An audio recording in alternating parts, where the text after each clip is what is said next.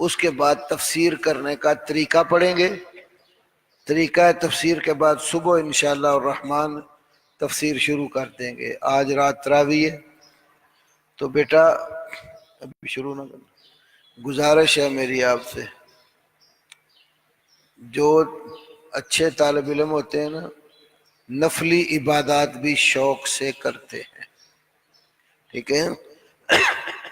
تو تربیت کے لیے نوافل بعض اوقات استادوں کی طرف سے سختی ہو جاتی ہے کہ ضرور پڑھ دیں، حالانکہ اصلاً تو فرض نہیں ہوتے.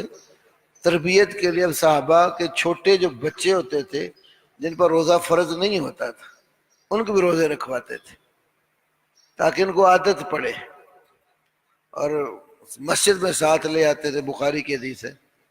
اب بچہ جب بھوکے سے روتا تو اس کو کھانا نہیں دیتے تھے، روئی کا گٹھا ساتھ لاتے تھے، اس کی گڑیا اور کھلونا بنا کر اس کو دے دیتے تھے تاکہ وہ کھیلتا رہے اور اس کا روزہ پورا ہو جائے.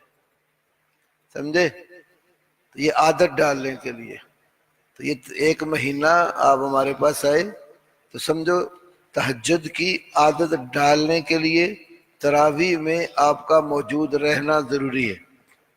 بلکہ آپ سب بھائی جتنے بھی یہاں موجود ہیں کوشش یہ کیا کرنی ہے کہ پہلی صف امام صاحب کے پیچھے آپ لوگوں کی ہو. ایسا نہیں ہے کہ اذان ہوگی اور آپ پیچھے گھومتے پھر نہیں. یہاں پر اکثر کئی لوگ آ جاتے ہیں جن کو پتہ بھی نہیں ہوتا نماز کے احکام کا، بیچارے امام کے پیچھے کھڑے ہوتے ہیں. امام کے پیچھے آپ جیسے طلباء کا یا علماء کا حق ہے. لِيَلِيَنِي مِنْكُمْ أُولُو الْأَحْلَامِ وَذَوُو النُّہَىٰ. عبداللہ ابن مسعود سے ابو داؤد وغیرہ میں حدیث ہے کہ میرے پیچھے عقل والے اور پختہ لوگ علم والے کھڑے ہوا کریں. تو آپ میں سے کوئی بندہ بھی غیر حاضر نہ ہو. یہ جو پہلی صف ہے نا اس سے مجھے آپ سب لوگ نظر آنے چاہیے. یوں سمجھو میں بیمار ہونے کے باوجود ادھر ہی ہوں گا، میری کرسی کے دائیں بائیں طالب علم ہو، ٹھیک ہے؟ کسی کو کوئی مرض ہے اتنا کہ وہ بیٹھ نہیں سکتا تو وہ مجھے بتائے گا ضرور، اس کے بغیر غیر حاضر نہیں ہوگا. سمجھ آئیے؟ چلو جی اب شروع کرو. سبق شروع ہے. نحمدہ ونصلی ونسلم علی رسولہ الکریم، اما بعد فاعوذ باللہ السمیع العلیم من الشیطان الرجیم من حمزہ ونفخہ ونفثہ. اسباب النزول کے بیٹا کچھ قواعد ہیں وہ آپ نوٹ کریں. نمبر 1، پہلا قاعدہ،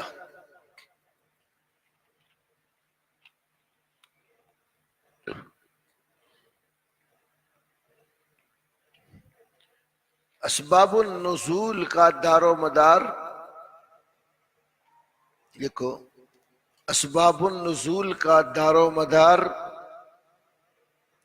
نقل اور سماع پر ہے. پہلا قاعدہ کیا ہے؟ اسباب النزول کا دار و مدار نقل، نون قاف لام، اور سماع پر ہے. یہ لکھ لیا قاعدہ. اب سمجھو اس کو. نقل اور سماع. نقل سے مراد بیٹا روایت جو صحابہ کرام سے منقول ہو کر بیان ہو کر ہمارے تک پہنچی ہے. سماع جو صحابہ نے اللہ کے نبی صلی اللہ علیہ وسلم سے سنا یا تابعین نے صحابہ سے سنا کہ وہ کہتے تھے کہ یہ آیت کریمہ اس حادثہ یا واقعہ کی وجہ سے نازل ہوئی. تو نقل اور سماع کا معنی سمجھ آیا؟ نقل روایت کرنا، بیان کرنا، سماع سن کر.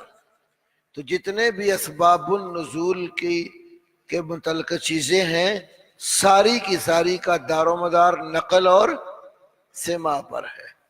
نقل سمجھ گئے؟ وہ روایت جو رسول اللہ صلی اللہ علیہ وسلم یا صحابہ کرام سے بیان ہوئی ہو اور راویان حدیث نے اس کا مشاہدہ کر کے سن کر اس کو آگے نقل کیا ہو. یہ پہلا قاعدہ ہے۔ اسباب النزول کا دار و مدار نقل اور سماع پر ہے۔ شکیل بیٹا اس لیے میں چھوٹے چھوٹے قاعدے لکھوا رہا ہوں، یہ جب تک آپ نے پڑھتے رہنا نا زندگی بھر قرآن، یہ قاعدے آپ کو کام دینے ہیں، ان کو اچھے طریقے سے یاد کرنا ہے۔ کوئی لمبی چوڑی باتیں نہیں ہوں گی، مختصر طریقے سے قواعد بتا کر پھر اصول تفسیر آپ کو بتاتے ہیں کہ سلف کا طریقہ کیا تھا تفسیر کرنے میں۔ دوسرا قاعدہ جی،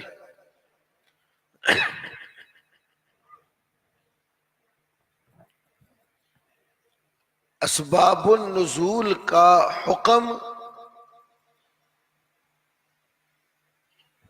مرفوع حدیث کا ہے۔ اسباب النزول کا حکم مرفوع حدیث کا ہے، یعنی صحابی، بات سمجھو اب، یہ قاعدہ لکھ لیے، اسباب النزول کا حکم مرفوع حدیث کا ہے۔ مرفوع حدیث سمجھتے ہیں کیا ہوتی ہے؟ ہاں بھائی بیٹے انس، نہیں، جس حدیث میں کوئی بات یا عمل یا کوئی تقریر نبی کریم صلی اللہ علیہ وسلم کی طرف منسوب ہو، یعنی کوئی حدیث آپ نے سنی جس میں یہ ہو کہ صحابی کہے اللہ کے رسول نے فرمایا، صحابی بیان کرے کہ میں نے اللہ کے رسول کو دیکھا، یا تابعی بھی بیان کر رہا ہے تو وہ کیا کہتا ہے کہ رسول اللہ نے فرمایا۔ تو جس چیز میں یہ بات بیان ہو یہ اللہ کے نبی نے کہی ہے، اللہ کے نبی نے یہ کام کیا ہے، اللہ کے نبی کے سامنے یہ کام ہوا اور ہمیں منع نہیں کیا گیا، تو یعنی رسول اللہ تک جو چیز پہنچائی جائے وہ مرفوع ہوتی ہے۔ سمجھ آئی مرفوع کیا ہوتی ہے انس بیٹے؟ ہاں بتاؤ۔ ہاں یوں کہہ لو، جو قول یا عمل یا تقریر نبی صلی اللہ علیہ وسلم کی طرف منسوب ہو اس کو کیا کہتے ہیں؟ مرفوع۔ آپ کو سمجھ آئی بیٹا؟ کیا نام ہے آپ کا؟ سعد۔ سعد بیٹے آپ کو سمجھ آئی مرفوع کیا ہوتی ہے؟ بولو۔ جس کی نسبت اللہ کے نبی کی طرف ہو، خواہ وہ قول ہو یا فعل ہو یا تقریر ہو۔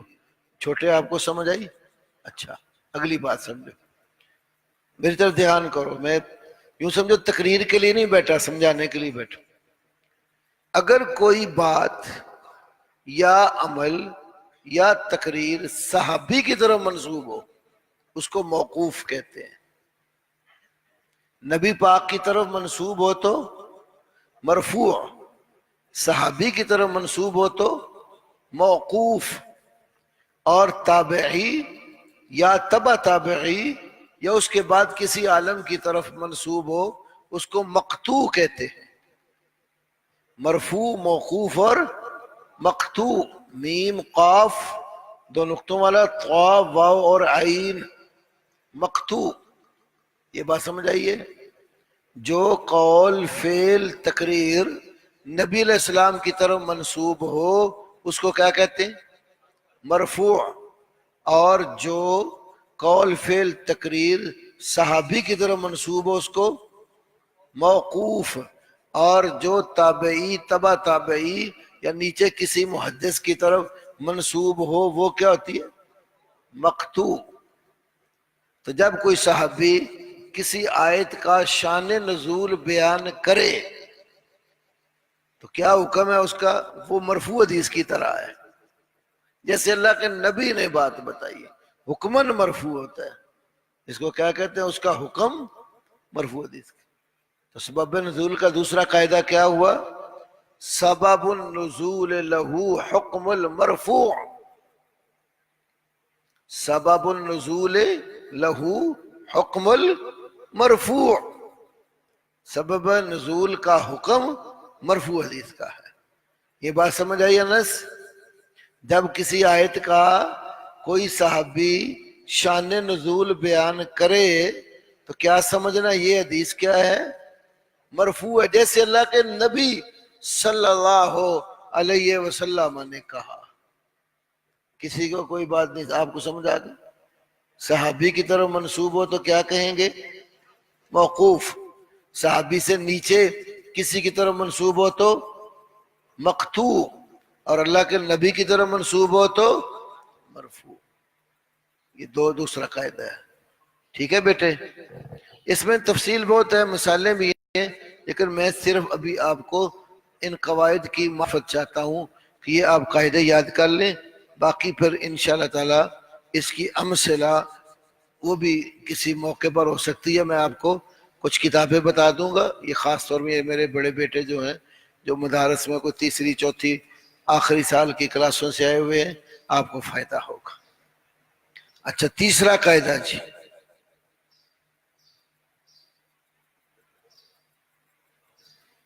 قرآن پاک کا نزول کبھی کسی حکم کو برقرار رکھنے کے ساتھ ہی ہوتا ہے. قرآن کا نزول کبھی کسی حکم کو برقرار رکھنے کے ساتھ ہوتا ہے، کبھی اس حکم سے پہلے آیت آ جاتی ہے، کبھی اس کے بعد. آیتیں جو نازل ہوتی ہیں نا، سمجھ لو، پھر لکھ لینا. جتنی آیات نازل ہوئی ہیں نا، بعض دفعہ تو یہ ہوتا ہے کہ کوئی اللہ کی طرف سے شریعت کا حکم آتا ہے تو اس حکم کو پکا کرنے کے لیے آیت آتی ہے، یا کبھی کوئی حکم پہلے بیان ہو چکا ہوتا ہے، اس حکم کو پختہ کرنے کے لیے اس کے بعد میں آیت آ جاتی ہے. ٹھیک ہے؟ کبھی آیت پہلے آ جاتی ہے اور حکم اس آیت کے بعد شرعی مقرر کیا جاتا ہے. 3 صورتیں ہو گئی. قرآن کی آیت جب اترتی ہے نا، تو یا یہ ہوتا تھا کہ پہلے کوئی واقعہ ہوا ہے، کوئی شرعی حکم یا بیان ہوا ہے نبی پاک کی طرف سے، تو اس کی تصدیق میں آیت آ گئی، یا آیت آنے کے بعد کوئی شرعی حکم بیان کیا، یا شرعی حکم بیان کرنے کے ساتھ ہی آیت کا نزول ہوا. آیت نازل ہی شرعی حکم کے لیے ہوئی. یہ بات سمجھ آئیے؟ قرآن پاک کا نزول کبھی حکم برقرار رکھنے کے ساتھ ہوتا ہے، کبھی اس حکم کے تقریر سے پہلے آیت آ جاتی ہے، اور کبھی حکم کی تقریر کے بعد آیت آتی ہے. عربی میں یوں لکھ لو: نزول القرآن، نزول القرآن تارتن یکون مع تقریر الحکم، مع تقریر، قرر یقرر، برقرار رکھنا، مع تقریر الحکم، وتارتن یکون قبلہ، وتارتن یکون قبلہ، والعکس، اس کے برعکس. یا لکھ لو تارتن یکون بعدہ، تارتن یکون بعدہ لکھ لو، یا والعکس لکھ لو کہ پہلی کے الٹ.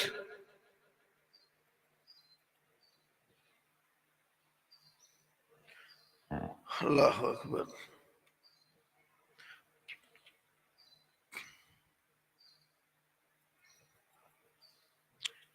اللہ اکبر. قرآن پاک کے نا بہت ساری آیتیں شرعی حکم کو ثابت کرنے کے لیے آتی ہیں. مثلا رمضان آ گیا نا، اب رمضان کا روزہ فرض کرنے کے لیے آیت آئی: یا ایھا الذین آمنوا کتب علیکم الصیام. تو یہ آیت نازل ہوئی ہے شرعی حکم روزے کا برقرار رکھنے کے لیے، پہلی شکل. ایسے ہی شراب کی حرمت آئی: انما الخمر والمیسر والانصاب رجس من عمل الشیطان فاجتنبوہ. اب یہ شراب کو حرام کرنے کے لیے آیت آئی. تو زیادہ آیتیں شرعی حکم بیان کرنے کے لیے آتی ہیں. اور بعض اوقات یہ ہوتا ہے حکم برقرار کرنے سے پہلے کوئی آیت آ جاتی ہے. مثلا اللہ قد افلح من تزکا وذکر اسم ربہ فصلی، یقیناً وہ شخص کامیاب ہو گیا جس نے اپنے آپ کو پاک صاف کر لیا. وذکر اسم ربہ، اور اپنے رب کا نام بیان کیا، فصلی، تو نماز پڑھی.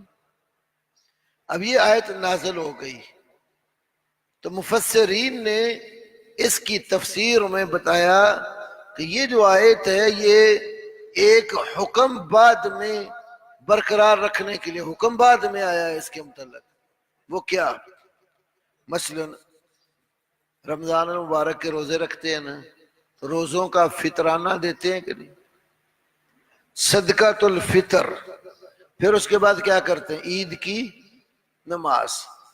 تو وذکر اسم ربہ فصلی، یہ تزکیہ جس نے کر لیا تو تزکیہ عبادات کے ساتھ ہوتا ہے، تو یہ فطرانہ دینا بھی اپنا تزکیہ کرنا ہے. اور اللہ کا نام لے کے نماز پڑھنے سے کیا مراد لی؟ نماز عید. آیت کا نزول پہلے ہے اور عید کا حکم بعد میں. جی، قد افلح من تزکا وذکر اسم ربہ فصلی، سورۃ الاعلیٰ کے آخر سے.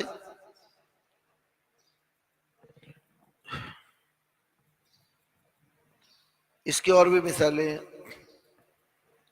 سَيُهْزَمُ الْجَمْعُ وَيُوَلُّونَ الدُّبُرَ، سورہ قمر کی 45 آیت ہے. سَيُهْزَمُ الْجَمْعُ وَيُوَلُّونَ الدُّبُرَ، ان قریب اتحادی شکست خوردہ ہو جائیں گے. میں نے دور حاضر کو سامنے رکھ کے ترجمہ کیا. الجمع اکٹھ، کافروں کی جماعتیں، جیسے افغانستان پر کٹھے ہو کے چڑھ دوڑے، عراق پر آگے. سَيُهْزَمُ الْجَمْعُ، ان قریب یہ ساری جماعتیں، سارے کفر کے گروہ شکست خوردہ ہو جائیں گے. وَيُوَلُّونَ الدُّبُرَ، اور پیٹ پھیر کر بھاگ جائیں گے. تو یہ جو آیت کریمہ ہے، امام ابن جریر طبری نے اور امام ابن کثیر نے بیان کیا کہ یہ جو ہے نا کہ وہ شکست خوردہ ہو جائیں گے، بھاگ جائیں گے، یہ بدر والے دن کی بات ہے. آیت پہلے اتری ہوئی ہے، لیکن یہ حکم جو اس میں پختہ رکھا گیا وہ آیت کے نزول کے بعد پر اس کو مفسرین نے فٹ کیا. اسی طرح ایک حکم پہلے آ گیا، شرع میں موجود ہے، اس کو سب پکا کرنے کے لیے بعد میں آیت اتری. اس کی ایک دو مثالیں لکھ لیں. یہ جمعے کی نماز ہے نا، یا ایھا الذین آمنوا اذا نودی للصلاة من یوم الجمعۃ فاسعوا الی ذکر اللہ وذروا البیع ذلکم خیر لکم ان کنتم تعلمون. یہ آیت مدینہ پاک میں نازل ہوئی ہے. یہ آیت کب نازل، کہاں نازل ہوئی؟ مدینہ میں. اور جو جمعہ کا حکم تھا نا، یہ ہجرت سے قبل مکہ میں ہی آ چکا تھا.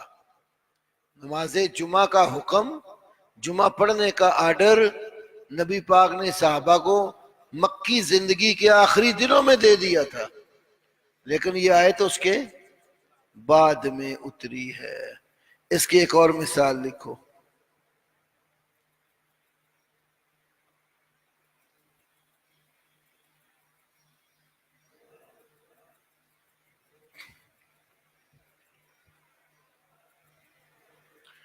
نماز وضو کر کے پڑھی جاتی ہے. کسی دور میں بھی بلا وضو نماز پڑھی جاتی تھی. حضرت عائشہ کی حدیث ہے کہ آپ سفر میں نبی علیہ السلام کے ساتھ تھیں، بیدا مقام پر جب پہنچے تو وہ حاجت کے لیے گئی تو ان کا ہار گم ہو گیا، تو اللہ کے نبی صلی اللہ علیہ وسلم اور صحابہ انتظار میں ہیں، پانی پاس موجود نہیں تھا، تو پھر جب وہ خیر سواری اٹھائی گئی تو اس کے نیچے گرا پڑا تھا ہار، وہ اٹھایا، تو نبی صلی اللہ علیہ وسلم رات جو وہاں گزاری تھی پانی نہیں تھا، پانی کے بغیر گزاری، تب ظاہر جب پانی نہیں تھا تو نماز تو پڑھی ہوگی، کیسے پڑھی ہوگی؟ تیمم کر کے، تو اللہ نے حکم اتار دیا فَلَمْ تَجِدُوا مَاءً فَتَيَمَّمُوا صَعِيدًا طَيِّبًا، تم پانی نہ پاؤ تو پاک مٹی سے تیمم کر لو۔ ایسے ہی تبدیلی قبلہ سے پہلے صحابہ کدھر منہ کر کے نماز پڑھتے تھے؟ بیت المقدس۔ اب بیت المقدس کدھر منہ کر کے نماز پڑھو، کوئی آیت قرآن میں نہیں، پہلے عمل کرتے تھے ادھر، اس میں خبر دے دی اللہ نے، وہ پہلا قبلہ بھی جس پر تم تھے نا وہ بھی اللہ کی طرف سے، اور جب بدل گیا تو یہ بھی اللہ کی طرف سے۔ تو اس طرح کی چیزیں بہت ساری آئیں گی۔ اگلا قاعدہ لکھو، چوتھا قاعدہ، اسباب النزول میں اصل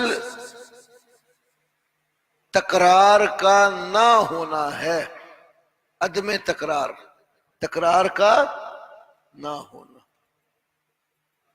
الاصل عدم تکرار النزول، الاصل عدم تکرار النزول، یعنی یہ نہیں ہوتا کہ کئی واقعات ہوں تو بار بار آیت نازل ہوتی رہے ان کے متعلق، یہ نہیں۔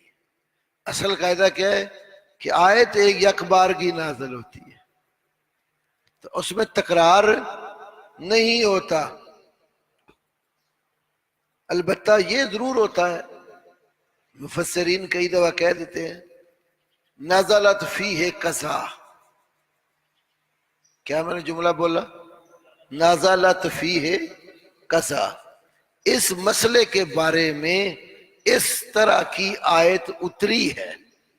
مطلب یہ ہوتا ہے کہ وہ جو ایک واقعہ تو ہوا تھا نا تو آیت آ گئی، اب اس جیسے کئی اور واقعات جن میں وہی علت حکم بیان ہوا ہو جو نزول کے وقت تھا، تو مفسر کیا کہہ دیتا ہے اس کے متعلق یہ آیت آئی ہے، یعنی اس آیت میں بھی یہ حکم موجود ہے، نزلت فیہ قضا۔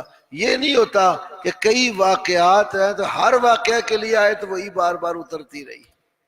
تو قاعدہ کیا ہوا؟ اصل کیا ہے؟ نزول کا تکرار نہ ہونا، عدم تکرار۔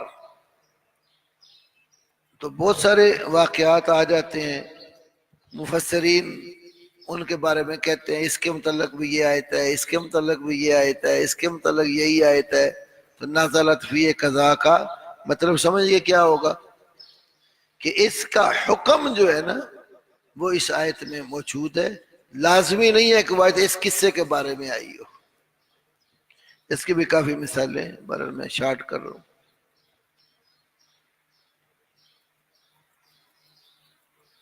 اللہ، پانچواں قاعدہ، بعض اوقات سبب نزول ایک ہوتا ہے، بعض اوقات سبب نزول ایک ہوتا ہے اور اس کے بارے میں نازل ہونے والی آیتیں کئی ہوتی ہیں۔ بعض اوقات سبب نزول کیا ہوتا ہے؟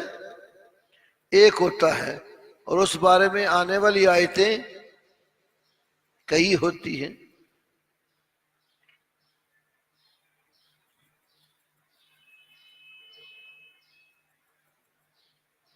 مثلا امام ترمذی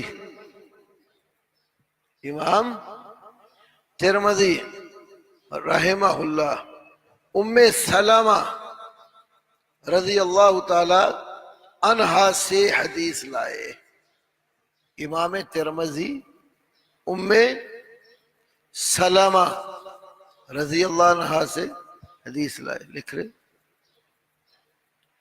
انہوں نے کہا مرد غزوہ کرتے ہیں، عورتیں غزوہ نہیں کرتی.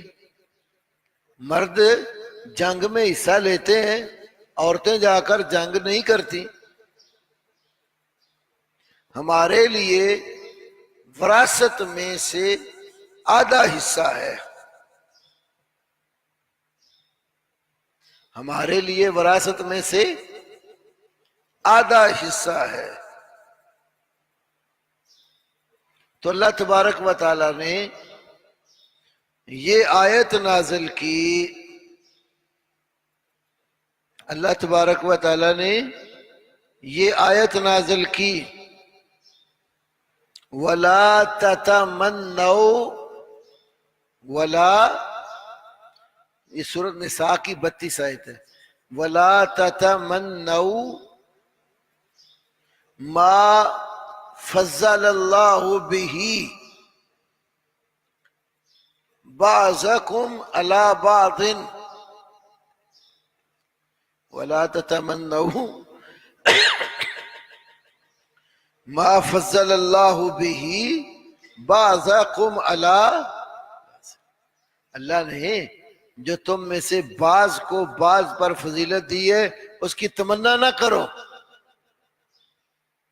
عورتوں نے تمنا کی نا کہ آدھا حصہ وراثت میں ہمیں ملنا چاہیے.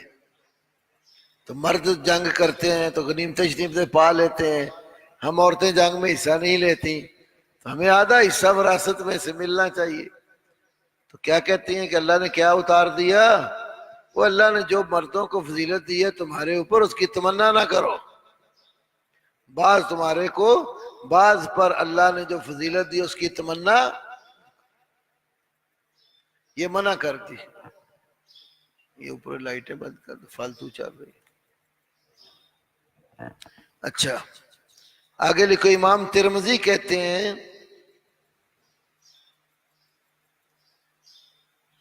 امام ترمذی فرماتے ہیں مجاہد رحمہ اللہ نے کہا، یہ مجاہد بن جبر ہیں، ابن عباس کے شاگرد ہیں، بڑے مفسر تھے. مجاہد کہتے ہیں اس کے بارے میں، اس کے بارے میں یہ آیت نازل کی گئی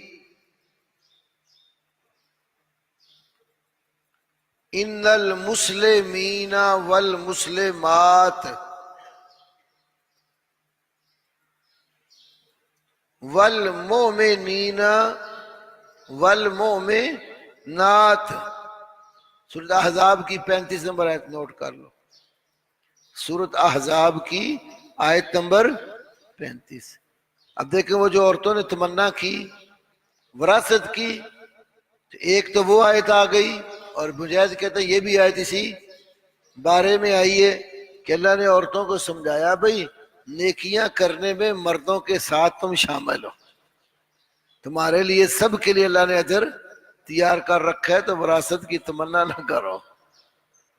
ان المسلمین والمسلمات والمؤمنین والمؤمنات والقانتین والقانتات والصادقین والصادقات والصابرین والصابرات والخاشعین والخاشعات والمتصدقین والمتصدقات والصائمین والصائمات والحافظین فروجہم والحافظات والذاکرین اللہ کثیرا والذاکرات اعد اللہ لہم مغفرتا واجرا عظیما. تمہیں جو فکر لگی ہوئی ہے نا کہ مرد آگے نکل جاتے ہیں اجر میں، غزوہ کرتے ہم نہیں کرتے، تو یہ کتنے احکام ہیں مردوں کے ساتھ نیکیاں تم بھی کرتی ہو، تو اللہ تعالیٰ نے تمہیں اجر میں ساتھ رکھا ہوا ہے. اسی طرح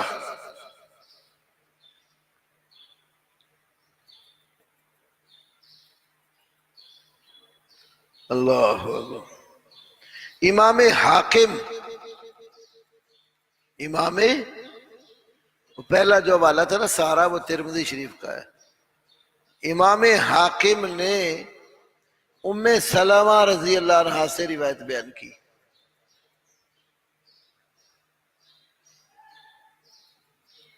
انہوں نے کہا یا رسول اللہ یذکر الرجال ولا یذکر النساء، یذکر الرجال ولا یذکر النساء، مردوں کا ہی ذکر کیا جاتا ہے، عورتوں کا ذکر نہیں کیا جاتا۔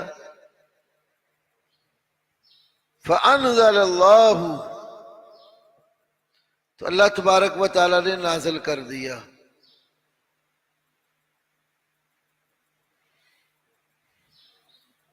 ان المسلمین والمسلمات، ان المسلمین، انہوں جو پچھلی آیت آپ کو بتائی یہ نازل کی، اور پھر آگے سورۃ احزاب کی 35 وَأَنزَلَ، اور یہ آیت بھی نازل کی آل عمران کی 195 ہے، انی لا اضیع عمل عامل،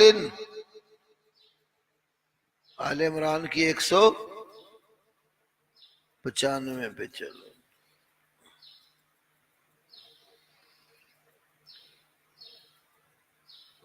انی لا اضیع عمل عامل منکم من ذکر او انثی، اللہ کہتا ہے کہ میں کسی عمل کرنے والے کے عمل کو ضائع نہیں کرتا، من ذکر او انثی، وہ عمل کرنے والا مرد ہو یا عورت۔ یہ سورۃ آل عمران کی آیت نمبر 195۔ اب آپ دیکھیں اسی حدیث نے اکٹھے ہی وضاحت کر دیا کہ بات تو ایک ہی تھی، آئے تھے تو بعض اوقات یہ ہوتا ہے کہ حکم مسئلہ ایک ہوتا ہے اور اس کے متعلقہ آیتیں کئی ایک آ جاتی، اس کے الٹ بھی ہوتا ہے، اس کے برعکس بھی ہوتا ہے کہ اسباب کئی ہوں آیت ایک ہی ہو۔ نیچے لکھ لو نوٹ،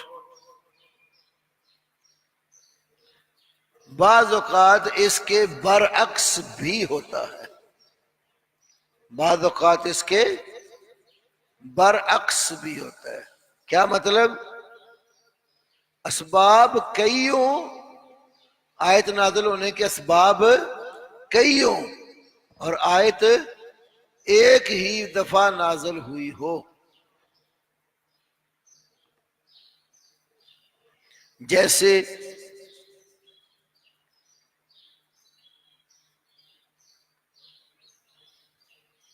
یا ایھا النبی لما تحرم ما احل اللہ لک، سورۃ تحریم کی پہلی آیت، یا ایھا النبی لما تحرم ما احل اللہ لک تبتغی مرضات ازواجک، اے نبی جو چیز اللہ نے آپ کے لیے حلال بنائی ہے آپ اس کو حرام کیوں کرتے ہیں؟ اپنی عورتوں کی رضامندی چاہتے ہیں۔ اب یہ آیت ہے نا، تو اس کے متعلق اسباب کئی بیان ہوئے۔ ایک سبب یہ بیان ہوا کہ نبی صلی اللہ علیہ وسلم اپنی بیوی زینب بنت جہش رضی اللہ عنہا کے گھر جاتے تھے اور ادھر شہد پیتے تھے، تو ام المومنین حفصہ اور عائشہ رضی اللہ عنہما دونوں نے مل کر آپس میں پروگرام بنایا کہ جاتے ہیں زینب کی طرف، شہد پیتے ہیں وہاں، جب آپ ہمارے پاس آئیں گے نا ہم کہیں گی کہ آپ کے منہ سے مغافیر کی بو آتی ہے. مغافیر، میم غین الف فا یا را، یہ ایک قسم کا گوند تھا درختوں سے جو نکلتا ہے، تو اس کے کھانے سے منہ سے سمیل ذرا آتی. تو اللہ کے نبی تشریف لائے، انہوں نے پلان کیا ہوا تھا، تو اللہ کے نبی سے یہ بات کہہ دی. فرمایا میں تو زینب کے ہاں سوائے شہد کے اور کچھ نہیں پیتا. تو آپ نے فرمایا آئندہ شہد استعمال نہیں کروں. یہ آیت آ گئی، لما تحرم ما احل اللہ لک تبتغی مرضات ازواجک. اسی طرح بعض مفسرین نے یہ ذکر کیا، آپ حضرت حفصہ کے گھر گئے، جو آپ کی بیوی تھی نا حفصہ، حضرت عمر کی بیٹی، ان کے گھر گئے تو وہ گھر میں اس وقت نہیں تھی. تو آپ کے پاس اسی گھر میں آپ کی باندی ماریا قبطیہ آ گئی. اب اس سے گفتگو کر رہے تھے تو اچانک اوپر سے حفصہ بھی اپنے گھر آ گئی. جب انہوں نے دیکھا گھر میرا باری میری، تو میرے گھر اور میری باری میں ماریا کا کیا کام ہے؟ یہ سکناپے کی غیرت ہوتی ہے نا عورتوں میں. یہ نبیوں کے گھر میں بھی مسئلہ رہا ہے، تو امتی بیچارے کس مرض کی دوا ہے. کیوں مولانا؟ سکناپے سے مت ڈرو. یہ ہمارے ماشاءاللہ بھائی جان بہت ڈرتے ہیں سکناپے سے، کلاشن کا فائر سیدھا لگے گا. تو یہ سکناپے سے ڈرنے کی کوئی ضرورت نہیں ہے. اللہ نے حق دیا ہے آپ کو، اگر طاقت ہے استطاعت ہے تو یہ حق ہے اللہ کی طرف سے. ہاں اگر استطاعت نہیں ہے، قوت نہیں ہے، اسباب نہیں ہے، پھر اس چکر میں مت پڑو. اسباب ہیں، وسائل ہیں، تو پھر یہ صورت اپنائیں، ثواب سمجھ کر اپنائیں. کیونکہ قرب قیامت جیسے جیسے دن گزرتے جا رہے ہیں نا، خواتین کی کثرت ہے اور مردوں کی قلت ہے، یہ مردم شماری بتاتی. اور اس کا حل اور علاج یہی ہے، تعدد ازواج. تو اس چیز سے مت گھبرائیں. تو یہ جو انبن عورتوں کی رہتی ہے. کیوں حضور؟ بعض اوقات اچھے حالات بھی ہوتے ہیں. ایک آپ کی ظرافت طبع کے لیے واقعہ پیش کر دیتا ہوں. مسند ابی یعلا حدیث کی کتاب ہے، اس میں ایک قصہ ہے صحیح سند سے. ایک دفعہ نبی علیہ السلام کے گھر سیدہ عائشہ اور سیدہ سودا رضی اللہ عنہ، دونوں آپ کی بیویاں اکٹھی تھی. خوش طبی میں آپ صلی اللہ علیہ وسلم تھے. ایک ٹانگ ایک بیوی کی گود میں، دوسری ٹانگ دوسری بیوی کی گود میں بیٹھے ہیں، ماشاءاللہ خوش گپیاں ہو رہی ہیں. حضرت عائشہ کا گھر تھا تو اچانک کہتی ہیں کھانے کا ٹائم ہو گیا ہے تو میں کھانا بناتی ہوں. سودا رضی اللہ عنہ سے کہنے لگی تم بھی کھا کر جانا. وہ کہنے لگی مجھے عادت نہیں ہے. امی عائشہ اٹھی، کھانا بنایا، کوئی حلوہ ٹائپ چیز تیار کی تو لے آئیں، تو کہنے لگی سودا تم بھی کھاؤ. تو سودا کہنے لگی، آپ کی امی سودا بھی ہے نا، سودا کہنے لگی مجھے بھوک نہیں ہے. کہنے لگی تم نہیں کھاؤ گے تو میں تمہارے منہ پہ مال دوں گی، لیپ کر دوں گی. انہوں نے کہا مجھے عادت نہیں ہے. انہوں نے تھوڑا سا حلوہ پکڑا، بی بی سودا کے منہ پہ لگا دیا. آپ صلی اللہ علیہ وسلم نے اپنی ٹانگ ان کی گود سے نکالی اور فرمایا اٹھو سودا انتقام لے لو، قصاص لے لو اپنا. انہوں نے پکڑا تو بی بی عائشہ کے منہ پہ لگا دی. ابھی یہ صورتحال ہے تو گلی میں باہر آواز آئی، یا عبداللہ ابن عمر. تمہر اپنے بیٹے عبداللہ کا آواز، تمہر کی آواز بڑی اونچی تھی نا، نبی پاک کے کانوں میں پڑ گئی. فرمایا جاؤ دونوں جلدی جلدی اٹھو، اپنا منہ دھو کر آ جاؤ، کہیں اللہ کے نبی، کہیں حضرت عمر ہمارے گھر میں نہ آ جائے. کہ حضرت عمر جو تھے وہ رسول اللہ کے سسر بھی تھے نا، سسر باپ کے مقام پر ہوتا ہے. تو ایسے واقعات خوش طبی والے بھی ہوتے تھے. اور کبھی ایسا بھی ہوتا تھا کہ ایک بیوی کے گھر ہے، دوسری کی طرف سے کوئی چیز آ گئی تو اس بیوی نے ہاتھ مار کے برتن ہی توڑ دیا کہ میرے باری میں، میرے گھر میں یہ کیوں. تو یہ ہوتا ہے، خواتین کی فطرت میں ہے. ہر عورت کے اندر قوت برداشت نہیں ہوتی. تو بہرحال یہ دیکھ اب دوسرا واقعہ، میری باری اور میرا گھر. تو فرمایا آج کے بعد میں ماریا کو اپنے اوپر حرام کر لیتا ہوں، آئندہ ایسے نہیں کروں گا. لما تحرم، پھر آکر واقعات دو اور آیت کا نزول ایک ہی. اس طرح کے آپ کو کئی ایک چیزیں ملیں گی، اور بھی واقعات بہت سارے ہیں. اچھا جی، اگلا قاعدہ، جب کسی آیت کے نزول کے سبب میں، جب کسی آیت کے نزول کے سبب میں کئی روایات وارد ہوں، اذا تعددت المرویات فی سبب النزول. آج ایک ہمارے بھائی آپ کے، وہ ایک نہیں ہے بیچ میں یار، ان کا علاج معالجہ کدھر ہے؟ وہ طبیعت زیادہ خراب ہے، چیک اپ کرواؤ مولانا، سبق سے فارغ ہو کے تو ڈاکٹر صاحب کو لے جاؤ ادھر کہیں سبزدار میں، یا دیکھ لو جو کوئی قریب ڈاکٹر ہے تو بھائی کا علاج کرواؤ. اچھا جی، جب کسی آیت کے سبب نزول میں کئی روایات وارد ہوں تو پھر دیکھا جائے گا کون سی روایت صحیح ہے.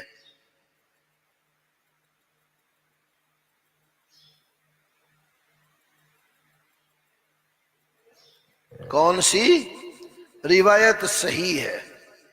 جو روایت صحیح ہوگی اس کو لے لیا جائے گا، اور جو کمزور ہوگی اس کو ترک کر دیا جائے گا.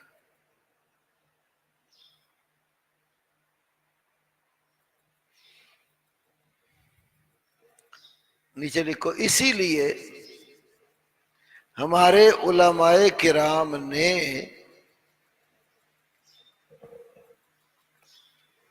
اسی لیے ہمارے علماء کرام نے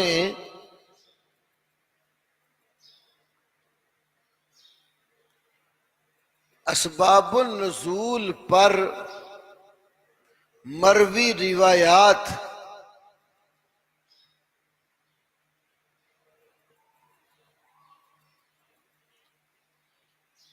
کا حکم بیان کرنے کے لیے کتب تالیف کی. کہ یہ جو روایت ہے صحیح ہے یا ضعیف ہے، یہ حکم بیان کرنے کے لیے کتابیں تالیف کی، کتب تالیف کی. جیسے شیخ مقبل، جیسے شیخ، شکیل لکھنا، شیخ مقبل، میم قاف دو نقطوں والا، با اور لام، شیخ مقبل بن ہادی، شیخ مقبل بن ہادی الوادعی، الوادعی اندریائی، الوادعی الیمنی رحمہ اللہ کی کتاب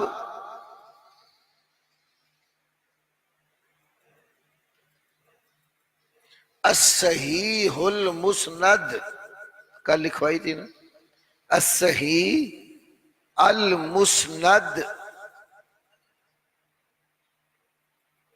الصحیح المسند فی اسباب النزول، الصحیح المسند فی اسباب النزول. دوسری کتاب الاستیعاب، دوسری کتاب کا نام کیا ہے؟ الاستیعاب.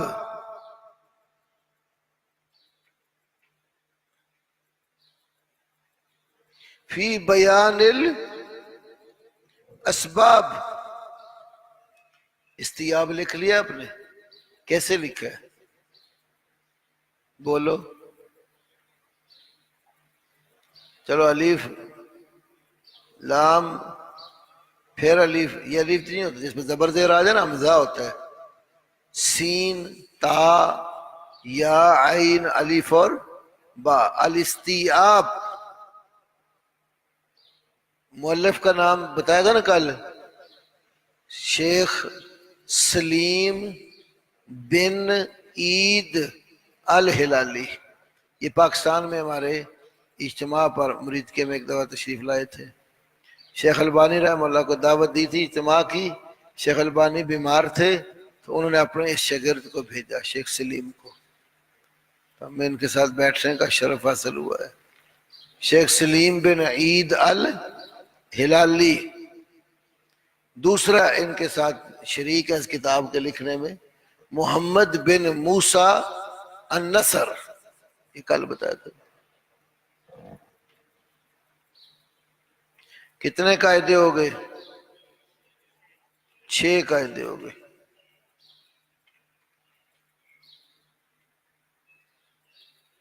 ٹھیک ہے، اب ہم تھوڑا سا اور سبق پڑھتے ہیں. آگے لکھو جی، قرآن کی تفسیر کا طریقہ. یہ قاعدے وہ تھے اسباب النزول کے حوالے سے. قرآن کی تفسیر کا طریقہ.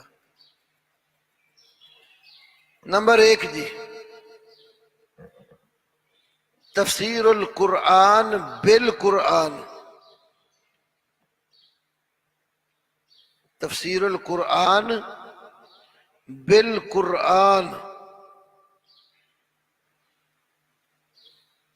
نمبر 2، تفسیر القرآن بالسنہ. تفسیر القرآن بالسنہ. نمبر 3، تفسیر القرآن باقوال الصحابہ. یہ بیٹیاں بھی یاد کریں، تفسیر القرآن بالقرآن یعنی قرآن کی قرآن کے ساتھ تفسیر. دوسرے نمبر پر قرآن کی تفسیر سنت کے ساتھ.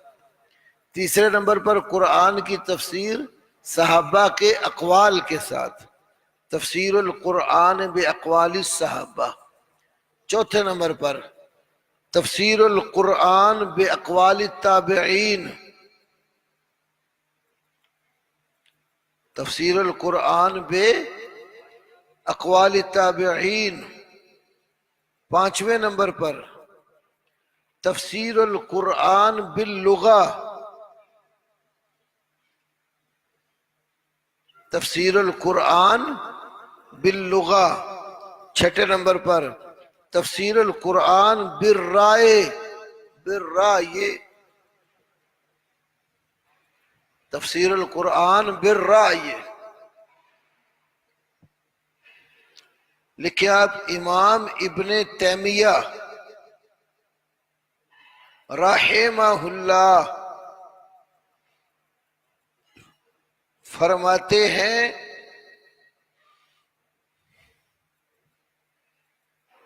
والعلم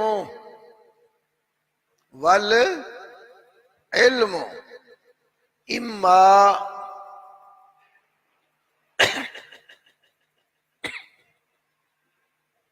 والعلم اما نقل مصدق.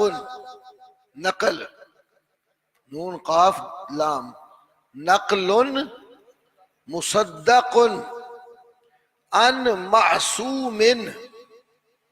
ان معصوم. و اما، بولے نا یہ لائٹ ہے، و اما ادھر بھی اوپر میں وہ فضول چل رہی ہیں نا ضرورت. اچھا ٹھیک ہے یہ بند دیتے. لکھ لیا. وَإِمَّا قَوْلٌ عَلَيْهِ دَلِيلٌ مَعْلُومٌ. وَإِمَّا قَوْلٌ عَلَيْهِ دَلِيلٌ مَعْلُومٌ وَمَا سوا سین واو یا وَمَا سوا هَذَا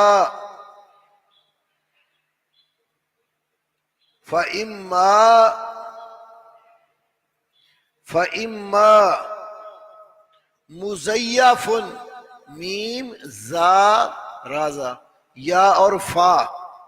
اما مزیف مردود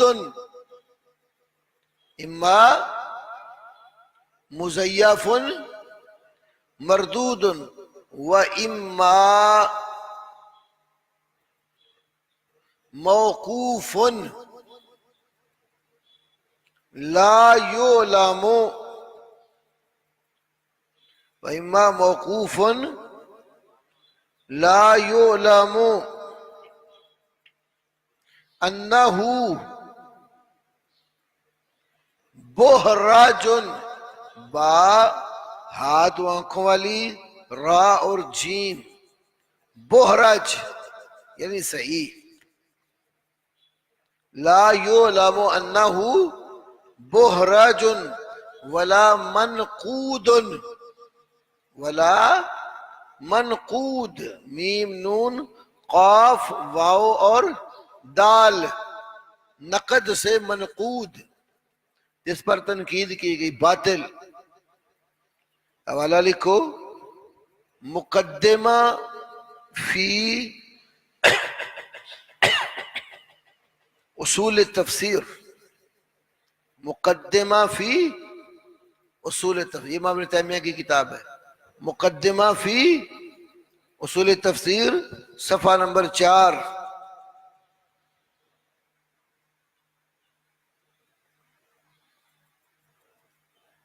لکھ لیا. اب تھوڑی سی توضیح لکھو اس قاعدے کی. یہ جو کہا نا اما نقل علم وہ ہے جو تصدیق شدہ معصوم کی طرف سے تصدیق شدہ نقل کے ساتھ ہو. اب یہ بات سمجھو معصوم کی طرف سے تصدیق شدہ نقل کے ساتھ ہو. معصوم اللہ ہے یا اللہ کے نبی ہے. اللہ کی طرف سے تفسیر آئی ہے یا اللہ کے نبی محمد صلی اللہ علیہ وسلم کی طرف سے یا پھر امت کا اجماع اور اتفاق. یہ بھی معصوم ہے کیونکہ نبی علیہ السلام کا فرمان ہے نا لا تجتمع امتی علی الضلالہ لا تجتمع امتی علی الضلالہ میری امت دلالت پر جمع نہیں ہوگی. اس کے تحت کئی چیزیں آتی لکھو نیچے. اس مذکورہ عبارت میں نقل مصدق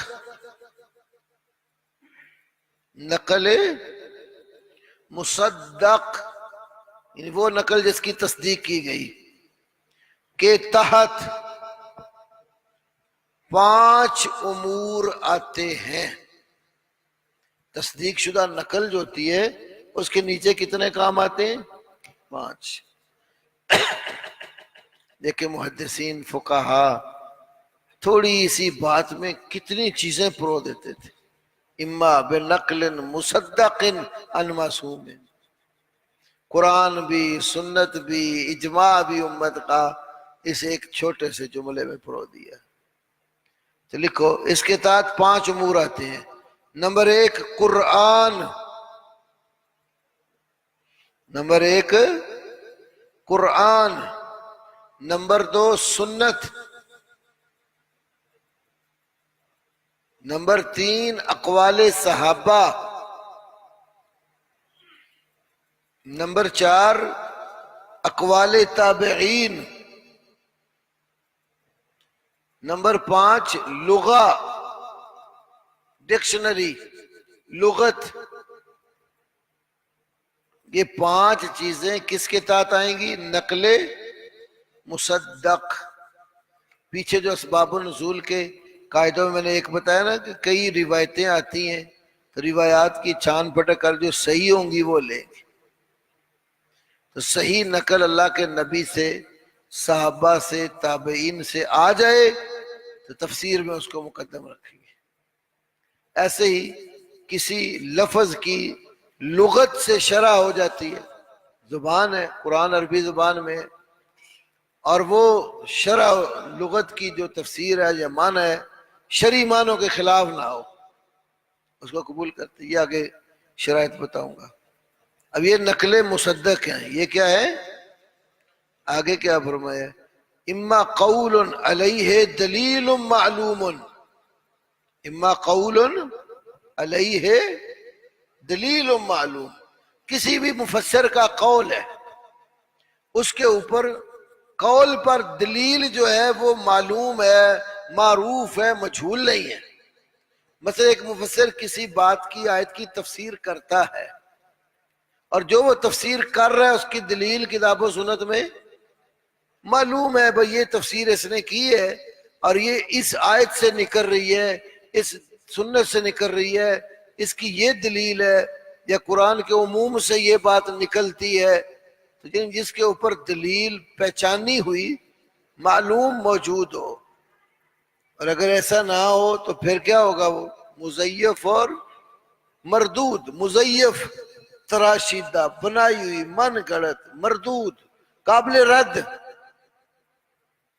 اور ساتھ لفظ کیا ہے؟ بہرج، اما موقوف لا بہرج، یا مرفوع نہیں تو موقوف ہے لا یعلم انہ بہرج، اس کے بارے میں پتہ ہی نہیں ہے کہ وہ صحیح ہے، ولا منقود، نہ یہ پتہ ہے کہ وہ باطل ہے۔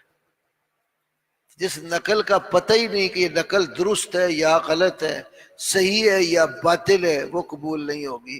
ہاں جس کی نقل معلوم ہو، پہچان ہو، پتہ ہو، وہ قبول ہوگی۔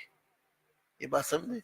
تو نقل معلوم کے تحت کتنی چیزیں ہیں نقل مصدق میں؟ یہ 5 سے ہم نے تفسیر کرنی ہے۔ اب میں ایک ایک دو مثالیں ہر ایک کی لکھواتا ہوں، پھر ہم تفسیر کل جو پڑھیں گے تو انہی چیزوں کو سامنے رکھا جائے گا۔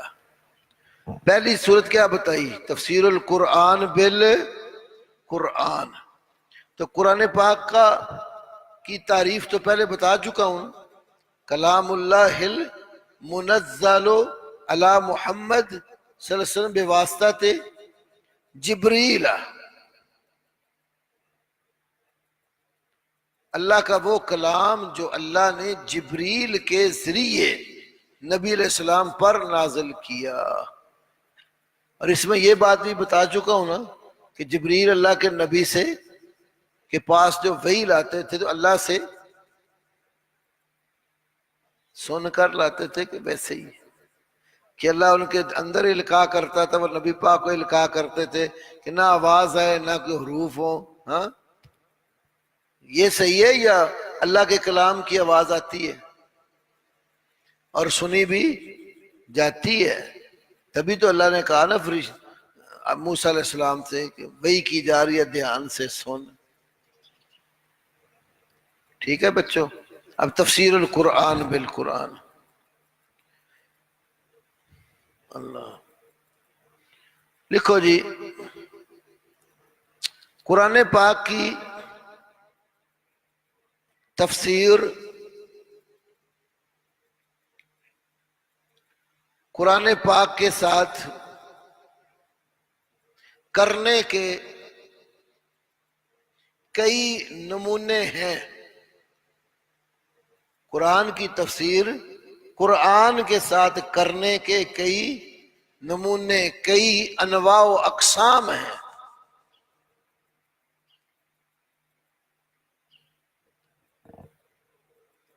جیسے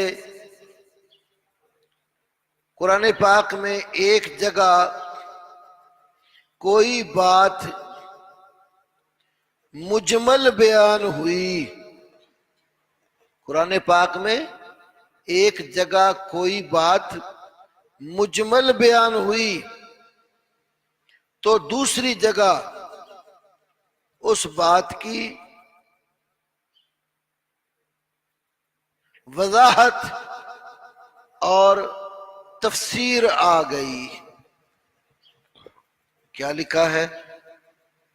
قرآن میں ایک بات اجمالی سی، مختصر سی، مجمل سی بیان ہو گئی اور دوسری جگہ اسی بات کی تفسیر آ گئی۔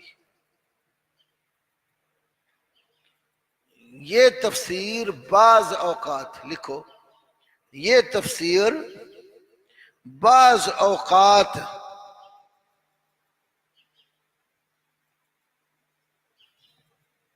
اسی آیت کریمہ کے اندر ہی موجود ہوتی ہے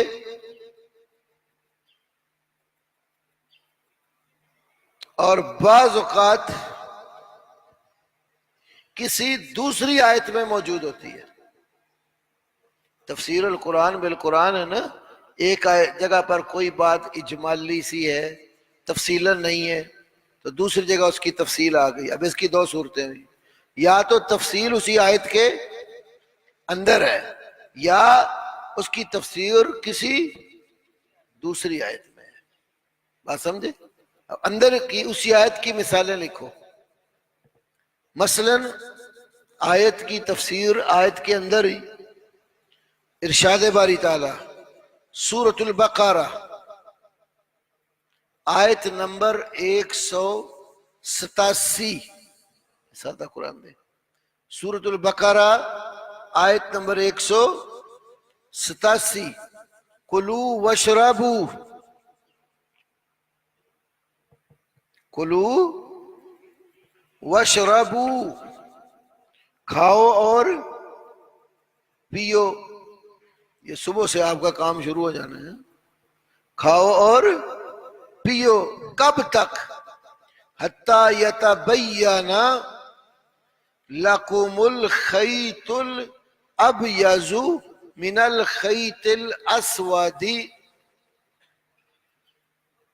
کھاؤ اور پیو یہاں تک کہ تمہارے لیے سفید دھاگا سیاہ دھاگے سے کھل کر واضح ہو جائے۔ اچھا بھائی، یہ سفید دھاگا سیاہ دھاگے سے کھل کر واضح ہو جائے، یہ کب تک؟ اندھیرا ہو، کہیں کسی علاقے میں ایسے ہو کہ فجر کا ٹائم بھی گزر جائے، سورج نکلنے کے قریب ہو، اس وقت تک کھاتا رہے گا۔ اٹھا ہے تو پتہ چلا اب جو ہے نا یہ کالا دھاگا اور یہ سفید ہے۔ حالانکہ اس کی بھی تفسیر ہے نا کہ کالے دھاگے اور سفید دھاگے سے کیا مراد ہے۔ تو اللہ نے اس اجمال کی تفصیل اسی آیت کے اندر آگے بیان کی ہے۔ یہ کب تک؟ من الفجر، من الفجر، فجر کا، جب فجر کی نماز کا وقت ہو جاتا ہے پھر کھانا پینا ختم۔ تو یہ نہیں ہے فجر کا وقت بھی گزر گیا، میں نے تو پتہ نہیں لگا کہ رات دی تاریکی گئی ہے، سویر چانن ہویا کہ نہیں ہویا، یہ بات نہیں ہے۔ بات سمجھ آ گئی؟ یہ کھانے اور پینے کی قید لگائی، کب تک کھانا اجازت دی؟ سفید دھاگا سیاہ دھاگے سے واضح ہو جائے، لیکن اس کا ٹائم من الفجر۔ یہ اگلے جملے میں اس کی وضاحت ہوئی۔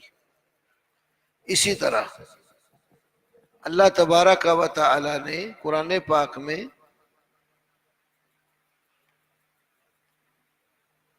سورۃ آل عمران آیت نمبر 59،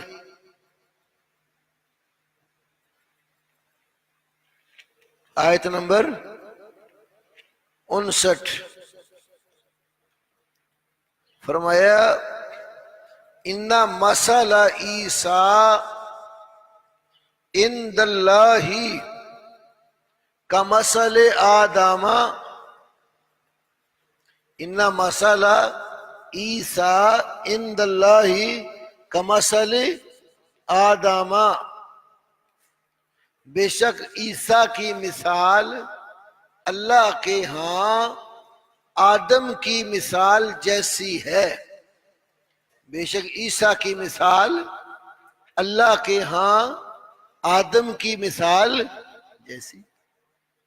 اب یہ بات مجمل ہے کہ آدم علیہ السلام سے مثال کیسے ہے، مجمل ہے نا بات، تفصیل نہیں بتائی اس جملے میں، لیکن آیت کے اگلے حصے میں اس کی وضاحت کی۔ ملا کہ نہیں؟ یہ سورۃ آل عمران یہ تیسرا پارہ ہے، 59 آیت ہے۔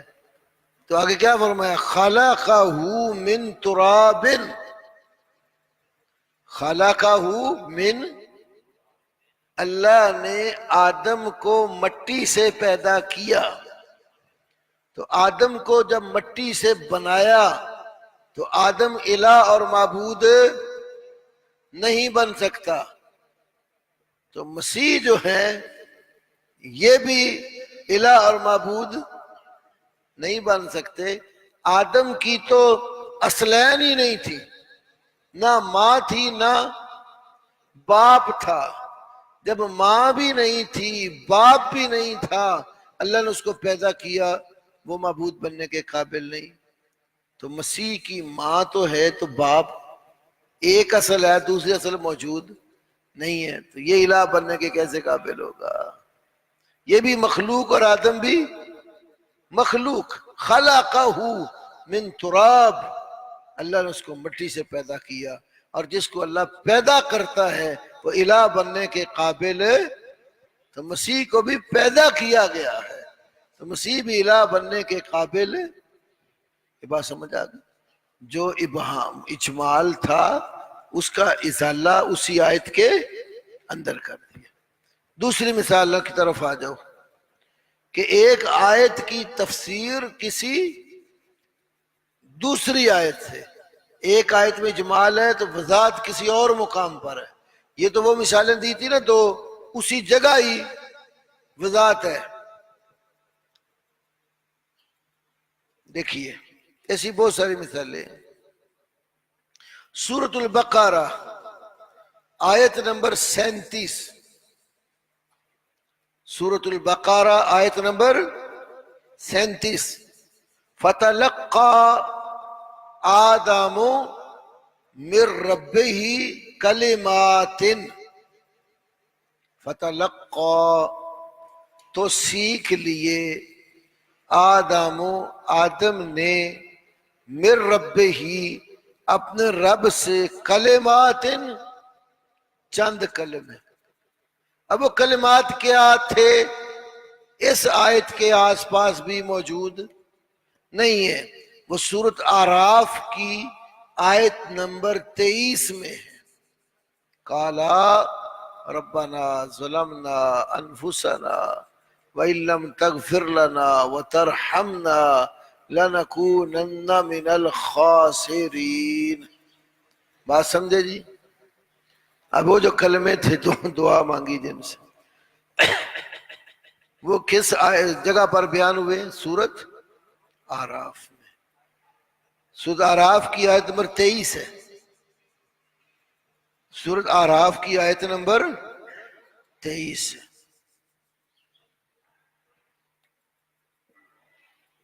ٹھیک ہو گیا؟ اس کی بہت ساری مثالیں ہیں، بس یہ ایک بطور نمونہ ہی بتانا ہے آپ کو کہ یہ آپ کے ذہن میں تصور بیٹھے، ورنہ سارا سال یہ پڑھاتے رہو ختم نہیں ہوتی۔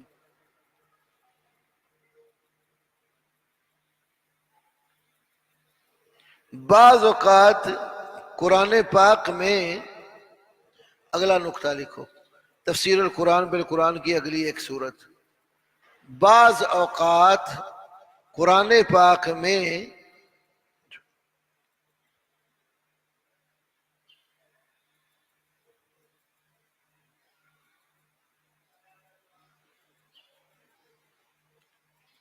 کوئی لفظ ایسا آ جاتا ہے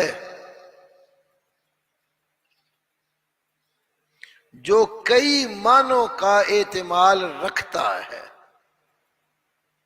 بعض اوقات قرآن پاک میں کوئی لفظ ایسا آ جاتا ہے جو کئی معنوں کا احتمال رکھتا ہے،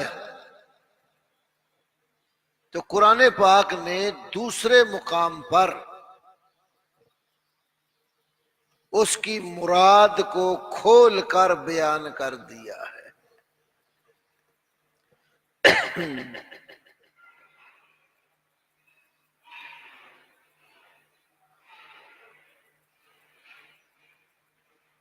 بعض اوقات قرآن پاک میں کوئی لفظ ایسا آ جاتا ہے جس کے کئی معانی ہوتے ہیں، اور قرآن پھر ان معنوں میں سے جو معنی مقصود ہوتا ہے وہ دوسری جگہ خود بیان کر دیتا ہے، کھول کر ذکر کر دیتا ہے.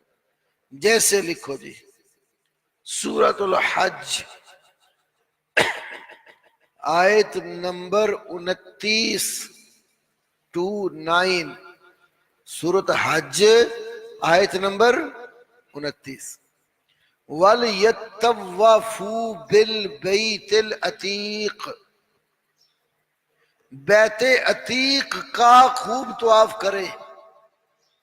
وَلْيَطَّوَّفُوا بِالْبَيْتِ الْعَتِيقِ، حج کی 29 نمبر آیت. نیچے لکھو عتیق کا لفظ عتیق قدیم اور پرانے پر بھی بولا جاتا ہے.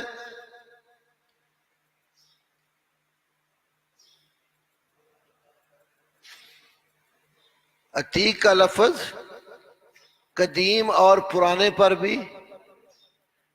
اسی طرح لفظ عتیق کسی جابر سرکش کی غلامی سے آزاد کردہ غلام کو بھی کہتے ہیں. عتیق کا لفظ آزاد کردہ غلام کو بھی کہتے ہیں، یوں لکھ لو. عتیق کا لفظ آزاد کردہ غلام کو بھی کہتے ہیں. اسی طرح عتیق کا لفظ کریم کے معنوں میں بھی آتا ہے، کریم باعزت. تو لفظ ایک اور معنی. تو بیت عتیق سے مراد کون سا پھر بیت ہے؟ وہ بیت جو پرانا ہے، وہ بیت جو جابر سرکش سے آزاد کروایا ہوا ہے، وہ بیت جو بڑا عزت والا ہے. کیا مراد ہے؟ معنی جو ایک لفظ کے کئی ہے. تو لکھو قرآن نے آگے لکھو قرآن پاک نے اس بیت کی تفصیل، قرآن پاک نے اس بیت کی تفصیل جہاں طواف کرنا ہے، دوسری جگہ سورۃ آل عمران آیت نمبر 96 میں بیان کی. آل عمران آیت نمبر 96 میں بیان کی. جیسے ان اول بیت وضع للناس للذی ببکۃ مبارکہ. اس بیت سے کون سا بیت مراد ہے جہاں طواف کرنا ہے یا عمرہ کرنا ہے؟ وہ بیت جو مکے میں موجود ہے، سب سے پہلے جو بنایا گیا تھا. بات سمجھ آئی؟ یہ تو مثال تھی اسم کی. آپ کو معلوم ہے نا کلمے کی کتنی قسمیں ہیں؟ شکیل ہے. کلمے کی کتنی قسمیں ہیں؟ کون کون سی؟ اسم فعل حرف. آپ کو معلوم ہو گیا کلمے کی کتنی قسمیں کون کون سی؟ پہلے ایک لطیفہ سنا لوں آپ کو، پھر بات کرتا ہوں، تاکہ یہ جو آپ کے اوپر سستی چھائی ہوتی ہے نا یہ دور ہو جائے. لطیفہ علمی ہے، وہ دوسرا نہیں ہے جو جھوٹ ہے، یہ سچ ہے۔ بریلویوں کے 3 مولویاں آپس میں سگے بھائی ہیں گجرانوالہ میں۔ ایک مولوی کا نام ہے غلام فرید ہزاروی، یہ پیچھے فوت ہو گیا۔ اس سے چھوٹا ہے شریف ہزاروی، اور اس سے چھوٹا ہے منیب ہزاروی۔ ہمارا ان کے ساتھ مناظرہ ہوا تھا، وہ ریکارڈ موجود ہے۔ میں جو آپ کو بات بتانا چاہتا ہوں وہ یہ ہے، یہ جو شریف ہزاروی ہے نا، اس کو بڑا فخر کہ مجھے منطق بڑی آتی ہے۔ دیوبندی بریلوی سمجھتے ہیں ہم فنون بڑے پڑھتے پڑھاتے ہیں، منطق جیسے ہمیں ہی آتی ہے اور کسی کو نہیں آتی۔ تو یہ اپنی منطق اور فلسفے پہ فخر اکڑ ناز کو لے کر حافظ محمد گوندلوی رحمت اللہ علیہ دورہ تفسیر قرار تو ان کے پاس چلا گیا۔ لطیفہ بھی آگے جائے، میں پہلے ایک بات بیچ میں اور آ گئی ہے۔ اس نے اپنی طرف سے منطقی سوال کیے، تو حافظ محمد گوندلوی رحمت اللہ علیہ امام المناطقہ تھے، انہوں نے پھر منطق کی روح سے اس کا سارا راستہ ہی بند کر دیا۔ انہوں نے ایک سوال کیا، انہوں نے اس کی کئی شروحات بنا کے اس کی تو خوب اس کی مت ماری۔ اٹھ کے اس نے پھر ماتھا چوما جا کر، کہنے لگا میں سمجھتا تھا منطق مجھے ہی آتی ہے، میں تو آپ کے منطق کے جو نا پاسکو بھی نہیں ہوں۔ تو یہ نا دورہ تفسیر پڑھا رہا تھا گوندلا والا میں، گجرانوالہ سے نا علی پور جائیں تو آگے راستے میں گوندلا والا آتا ہے، تو مین روڈ کے اوپر ایک بڑے مینار والی مسجد ہے۔ یہ واقعہ مجھے ہماری جماعت کے مشہور ترین عالم اور ہمارے مناظرے کے ساتھی مولانا محمد یحییٰ گوندلوی رحمت اللہ علیہ نے سنایا تھا۔ مولانا یحییٰ گوندلوی رحمت اللہ علیہ فرماتے ہیں یہ دورہ تفسیر کرا رہا تھا تو میں اس وقت طالب علم تھا، بھی پڑھتا تھا۔ تو قرآن میں جب آیا نا وَعَلَّمَ آدَمَ الْأَسْمَاءَ كُلَّهَا، اللہ نے آدم علیہ السلام کو تمام چیزوں کے نام سکھا دیے، تو یہ آیت پڑھ کر آدم علیہ السلام کے لیے علم غیب کلی ثابت کر رہا کہ جس کو جس چیز کا نام آتا ہو تو اس کی ہر چیز کو جانتا بھی، یہ پتا ہوتا ہے یہ نام کا بندہ ہے، یہ کون ہے، یہ کون ہے۔ تو آدم علیہ السلام کو اللہ نے علم کلی عطا کر دیا۔ جب درس سے فارغ ہوا نا تو مولانا گوندلوی کہتے میں طالب علم تھا تو میں بھی بیٹھا ہوا تھا بیچ میں، تو میں نے پوچھا مولانا اجازت ہو تو ایک سوال کر لوں؟ کہتا ہاں بیٹا پوچھو۔ کہتا مولانا یہ بتاؤ کلمے کی کتنی قسمیں ہوتی ہیں؟ کلمے کی کتنی قسمیں ہیں؟ ابھی ایک عالم سے ایک طالب علم کا یہ پوچھنا عجیب سے ہی سوال ہے نا، کلمے کی کتنی قسمیں؟ تو کہتا بیٹا یہ پہلی کلاس کا بچہ بھی جانتا ہے کہ کلمے کی کتنی قسمیں؟ 3، اسم فعل اور حرف۔ کہتے ہیں مولانا جب آپ خود بتا رہے ہیں کہ کلمے کی 3 قسمیں اسم فعل اور حرف، تو قرآن میں علامہ آدم الاسماء کلہا، یہ نہیں کہا علامہ آدم الافعال کلہا، علامہ آدم الحروف کلہا تو نہیں کہا۔ کیا کہا؟ آدم کو نام سکھائے، یہ نہیں کہا فعل بھی سکھائے اور حروف بھی سکھائے۔ 2/3 علم تو بھی باقی ہے، 1/3 سکھایا ہے، تو آپ کلی کا دعویٰ کیسے کرتے ہیں؟ یہ سوال کیا تو بڑا غصے میں آ کے ناراض ہوا۔ مولانا گوندلوی کہتے پھر میرے والد کو پیغام بھیجا کہ اپنے بیٹے کو ہماری مسجد میں نہ بھیجا کریں، یہ تم لوگ وہابی ہو اور ہمارا جو نا آ کر سارا پروگرام خراب کرتے ہیں۔ تو علامہ آدم الاسماء کلہا، سمجھا گیا لطیفہ؟ ایک اور سناؤ، یہ آپ کو فائدہ دیں گے، یہ بڑی چیزیں کام آتی ہیں، ہوتی معمولی سی ہے لیکن بعض اوقات اگلے بندے کو تھوڑی سی بات سے بھی بندہ گرفت کر لیتا ہے. ایسے یہ سعید اسد ہے بریلویوں کا بڑا اپنے آپ کو مناظر سمجھتا ہے. اس کی عادت ہے کہ تقریر کرتا ہے نا جہاں کہتے جیسے سوال کرنا ہے کرو لیکن اٹھ کے کرو. اب مجلس میں اٹھ کر جب کوئی سوال کرتا ہے جواب نہ آئے تو کہتے ہیں پکڑ بھابھی لڑائی مار کٹائی پروگرام ہوتا ہے. یہ گجرا والا درس دے رہا, یہ بھی میرے ایک شاگرد ہے صفی اللہ, اس نے مجھے واقعہ سنایا. صفی اللہ بن بشیر کہتے کہ ہمارے ایک دوست نے علم غیب کا مسئلہ تھا تو اس کو کہا مولانا یہ بات بتائیں نبی پاک صلی اللہ علیہ وسلم متقی تھے کہ نہیں تھے؟ کیوں مولانا کوئی مسلمان یہ تو نہیں نہ کہے گا متقی نہیں تھے. نبی پاک متقی تھے کہ نہیں تھے؟ تو کہنے لگا آپ تو متقیوں کے بھی امام تھے. متقی تو تھے نا پھر. تو قرآن نے متقین کی صفت بیان کی ہے ھدی للمتقین الذین یؤمنون بالغیب.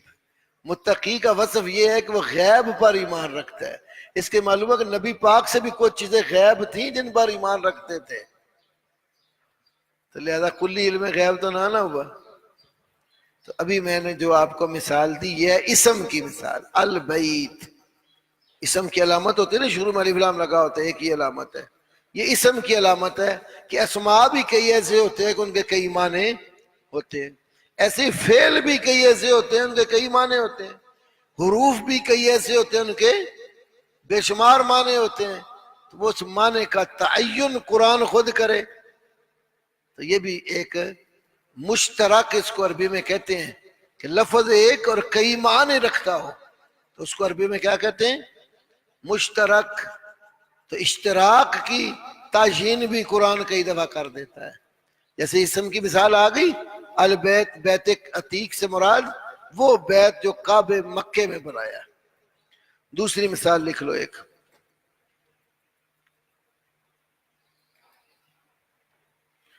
اللہ نے سورہ تکویر, سورہ تکویر اذا الشمس کورت 17 نمبر آیت, واللیل اذا عسعس, واللیل رات کی قسم, اذا عسعس جب وہ آ جائے, جب وہ پیٹ پھیر کر چلی جائے.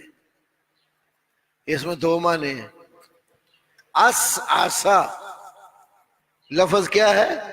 عین سین اور عین سین. عسعس یہ لفظ دو معنوں میں مشترک ہے, رات کا آنا بھی اور رات کا پیٹ پھیر کر جانا بھی. اقبال و ادبار, اقبال اللیل و ادبارہ, رات کا آنا اور جانا دونوں معنی کس لفظ کے ہیں؟ عسعسا کے. تو قرآن میں اللہ تعالیٰ نے دوسری جگہ مدثر آیت نمبر 33 میں اس کی معنی کی تعیین کر دی ہے. وہ کیا ہے؟ واللیل اذا ادبر, واللیل اذا ادبر, رات کی قسم جب وہ پیٹ پھیر کر چلی جائے. اسی طرح قرآن میں دوسری جگہ رات کے آنے کے متعلق بھی تصریحات ہیں. واللیل اذا یغشا, رات کی قسم جب وہ ڈھانپ لے. تو ڈھانپتی جب آتی ہے تو چلی گئی, پھر تو روشنی آ جاتی ہے نا. تو یہ رات کے دونوں وصف قرآن میں دوسری جگہ, ایک جگہ ادبر دوسری جگہ یغشا. تو ایک لفظ کے کتنے معنی ہوئے یہاں؟ عسعسا میں دونوں معنی ہیں, ادبار بھی اور اقبال بھی. اسی لیے کئی مفسرین نے عسعسا کی تفسیر رات کا آنا کیا اور کئی نے رات کا جانا مانا کیا. تو دونوں معنوں کا یہاں احتمال ہے. قرآن نے دونوں معنی ہی ذکر کیے، رات چھا جانے کے لیے یغشا اور رات کے چلے جانے کے لیے ادبارا. بات سمجھے؟ حروف 17 حروف پڑھے نا آپ نے؟ نہیں. با تا یہ حروف جارہ 17 ہے، اور بھی حروف ہیں. تو ایک ایک حرف کے کئی معنی ہوتے ہیں، ایک ایک حرف کے کئی. یہ واو جو ہے واو، یہ قسم کے لیے بھی آتی، واو حال بیان کرنے کے لیے بھی آتی، واو تفسیر کے لیے بھی آتی ہے، واو عطف کے لیے بھی آتی ہے. تو واو کے بہت سارے معنی، معیت کا معنی بھی دیتی ہے، جسے مفعول معہ میں آ جاتی ہے. واو کے کئی معنی ہیں. اب واو بعض اوقات ترتیب کے لیے بھی ہوتی ہے اور بعض اوقات بلا ترتیب بھی ہوتی ہے. واو میں لازمی نہیں ہے کہ ترتیب مقصود ہو، کبھی ترتیب مقصود ہوتی ہے، کبھی ترتیب مقصود. مثلا قرآن کی ایک آیت ہے، واللہ اخرجکم من بطون امہاتکم، واللہ اخرجکم من بطون امہاتکم. میں آیت نکال لوں.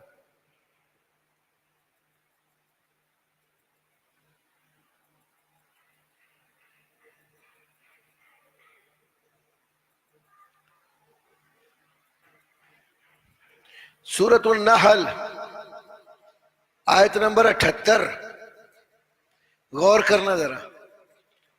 سورۃ النحل آیت نمبر 78، 7-8 سامنے آیا نص؟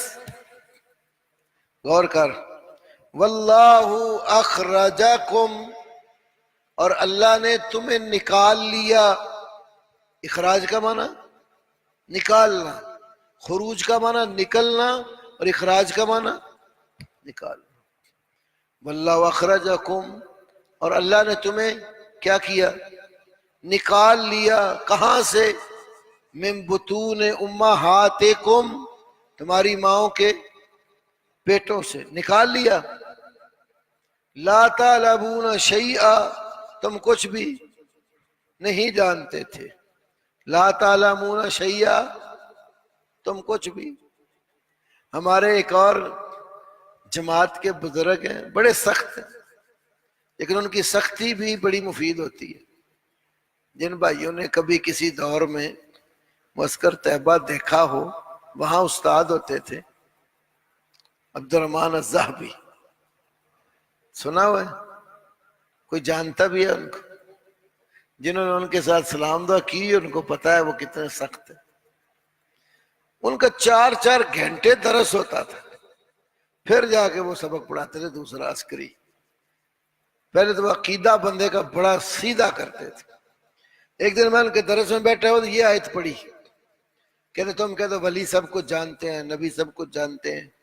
واللہ اخرجکم من بطون امہاتکم لا تعلمون، اللہ نے تمہیں تمہاری ماؤں کے پیٹوں سے نکالا حالانکہ تم کچھ بھی نہیں جانتے تھے. جو ماں کے بطن سے ہے اس کو کچھ پتا؟ کہتے اتنا بھی پتا نہیں ہے، ماں کی گود میں بیٹھا ادھر ہی پیشاب کر دیا ہے، یہ پیشاب کرنے کی جگہ نہیں ہے. اور جس نے ولی بنے ہیں پیدا ہوئے ہیں کہ نہیں؟ تو ولی جب پیدا ہوتا ہے تو ماں بچے کو اٹھاتی تھی کہ نہیں، یا اٹھاتی ہے کہ نہیں؟ تو بچے اپنی عادت کے مطابق پیشاب نہیں کرتے. کبھی ماں نے اٹھایا ہوا تو گود میں ہی کر دیا. چلو آج کل زیادہ احتیاط کی، پیمپر لگا دیا، پیمپر میں ہی کر دیا. بعد میں پیمپر لیک ہو جاتا تو ماں کے کپڑے، اس کو پتہ ہی نہیں کہ ماں کے کپڑوں پر پیشاب نہیں کرنا. تو ساری کائنات کا غیب کیسے جانتے ہیں؟ یہاں پر ولیوں کے بارے میں نا ایک بڑا عجیب سا عقیدہ لوگوں نے بنایا ہوا ہے. میں صرف چونکہ بیٹیاں بھی ہیں نا، میں ترجمہ نہیں کروں گا، میں عبارت پڑھتا ہوں، نیٹ پر لکھو گے حوالے سارے سامنے آ جائیں گے. عبارت کیا ہے؟ ولی کے متعلق نا ان کا نظریہ یہ ہے، نہیں ترجمے کے بغیر ترجمہ کر لیں، بعد میں پوچھ لینا، لیکن کچھ ایسے ہیں نا میرے بچے بیٹھے جو عربی جانتے ہیں، ولی کے بارے میں کہ لا تستقر، استقر، لا تستقر نطفۃ فی فراج امرأۃ، لا تستقر نطفۃ فی فراج امرأۃ الا وہو ینظر الیہا، ولی الا وہو ینظر، سمجھے نا؟ یہاں یہ عقیدے بنائے ہوئے ہیں، چل تسی نا دس دیو، لا تستقر نطفۃ فی فرج امرأۃ الا وہو ینظر الیہا۔ یہ ذرا ادھر بچوں کا اسپیکر بند کر سکتے ہیں؟ چل رہنے دو، تھوڑی سی ہمیں دیا۔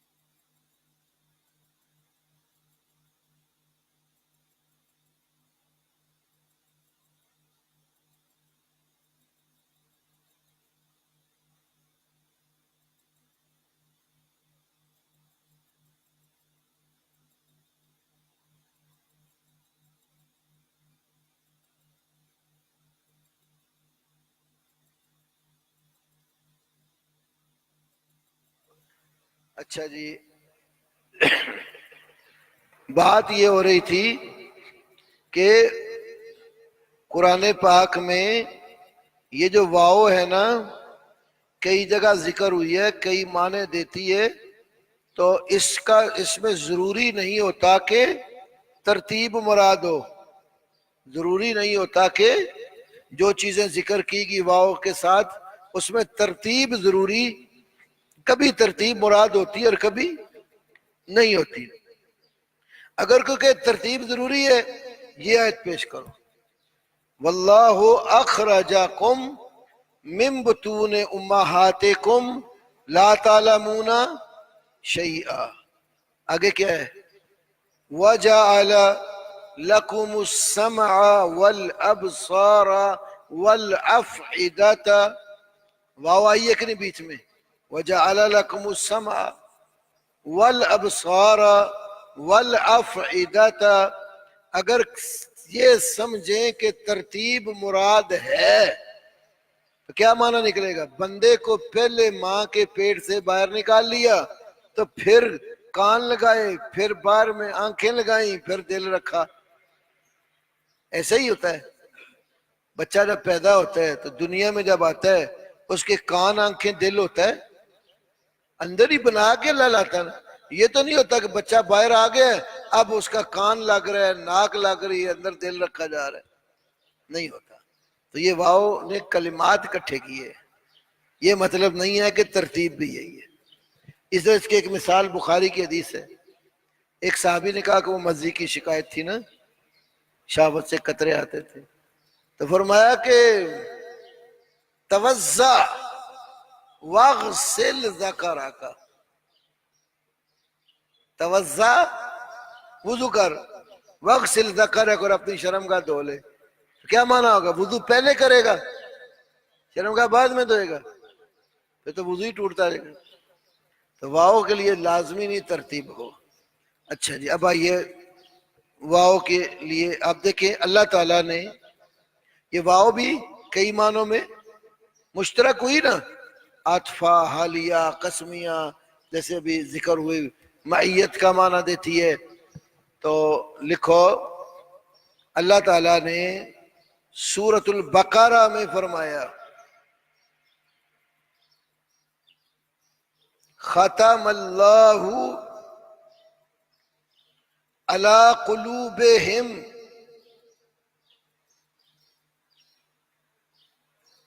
وعلی سمعہم وعلی ابصارہم غشاوۃ،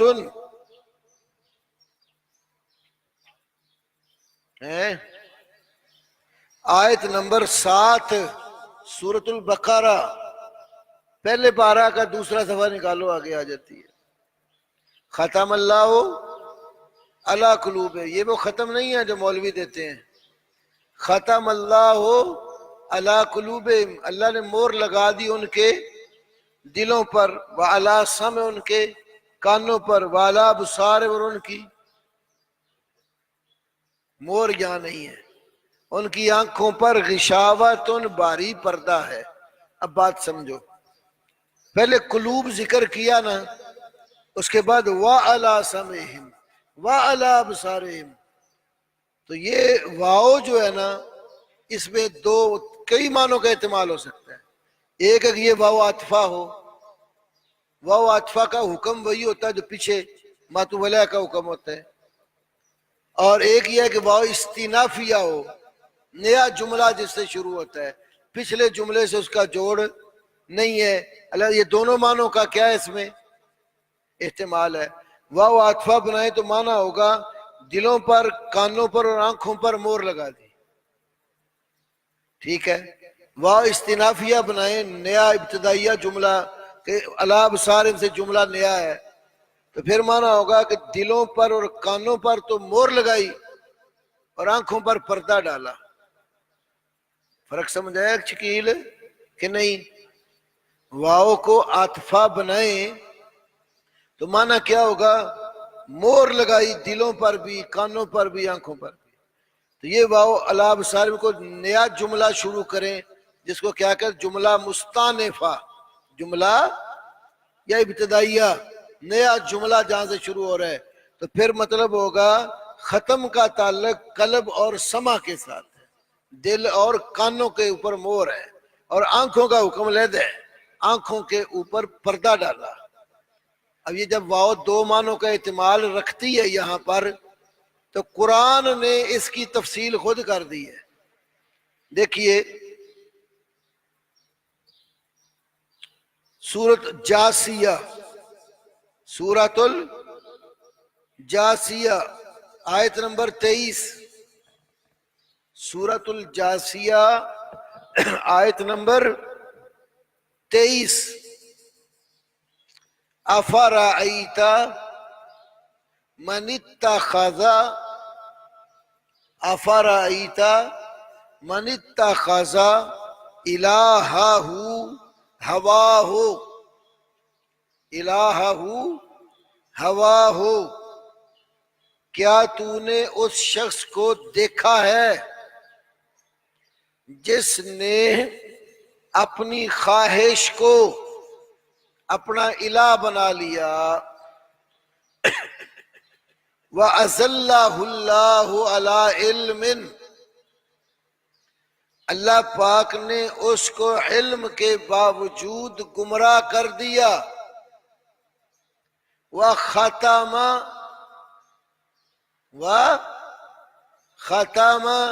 اور کیا کیا، مور لگا دی، عَلَىٰ سَمْعِهِ، اس کے کانوں پر، وَقَلْبِهِ، اور اس کے دو پر مور کا ذکر کیا۔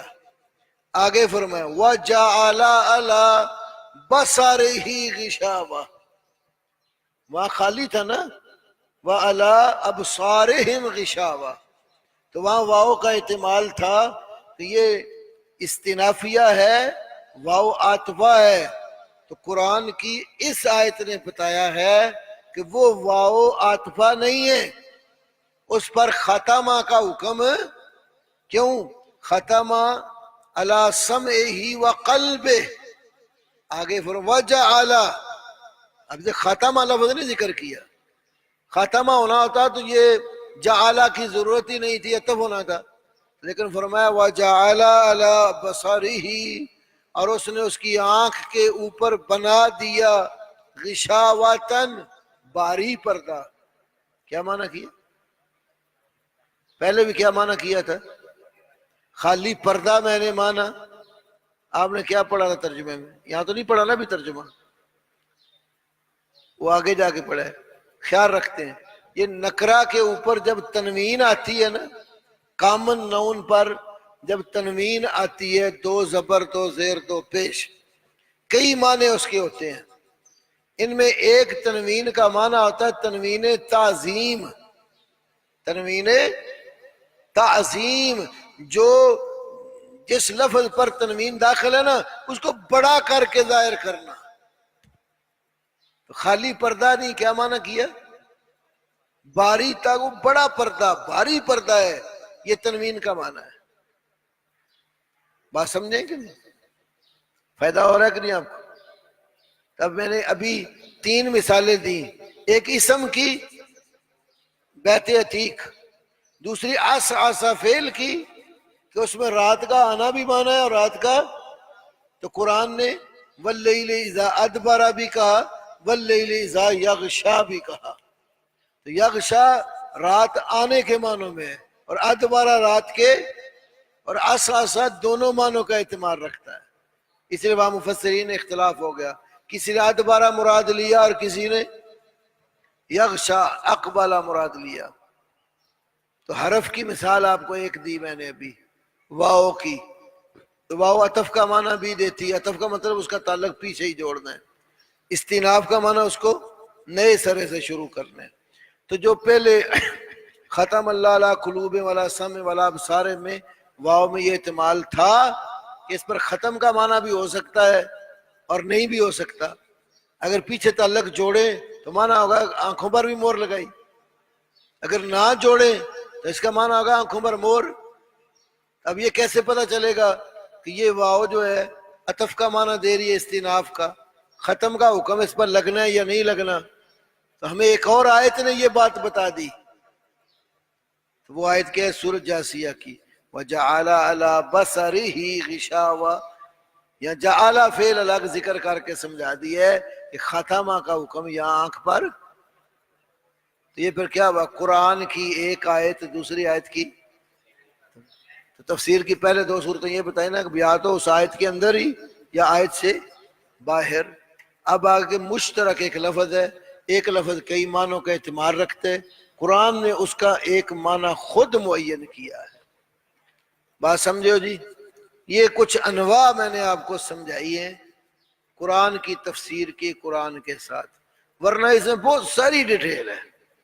یہ جو میرے بھائی بچے مدرسوں میں پڑھتے ہو نا بیٹا، تو ایک یہ 2 جلدوں میں بہت شاندار کتاب ہے قواعد التفسیر، لکھ لیں آپ. یہ PDF بھی ملتی ہے، پہلے میرے موبائل میں تھی، پھر میں نے ایک دفعہ ڈیلیٹ کر دی. بہت ساری کتابیں ذرا موبائل ثقیل ہو گیا تھا، مل جاتی، میں خود آپ کو منگوا بھی دوں گا. قواعد التفسیر 2 جلدوں میں ہے، خالد بن عثمان السبت کی.